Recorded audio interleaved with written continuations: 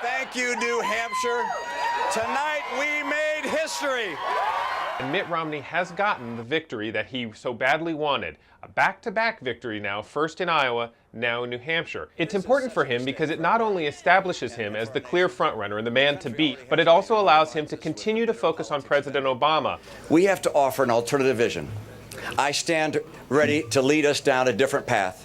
Because Mr. Romney's victory here was never really in doubt, the real battle was for second place. That went to Ron Paul, a victory that was important for him. He said the revolution will continue, but it was also important for the other rivals in the race. New Hampshire did not play the traditional role of winnowing out any campaigns, as all of the candidates said Tuesday night that they would continue on to South Carolina and beyond.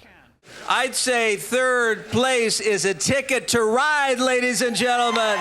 But now the race moves into tougher, more unpredictable territory. Hello, South Carolina!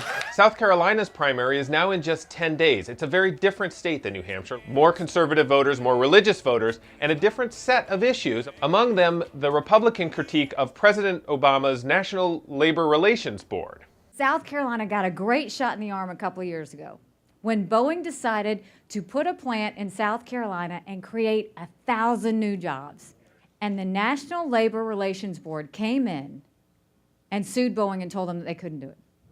The Republican candidates have already been making the labor board a big issue. It's part of a broader campaign that they wage against the federal government. All of the candidates will seek to distinguish themselves not only from President Obama, but from each other. Because we are dangerous to the status quo of this country. The other issue in South Carolina is jobs. The economy is much worse there than it is in New Hampshire or Iowa, where the campaign has been to date. That may be a problem for Mitt Romney, as his rivals have been hammering him for his stewardship of a private investment firm in the 1980s that laid off workers from companies, including some in South Carolina.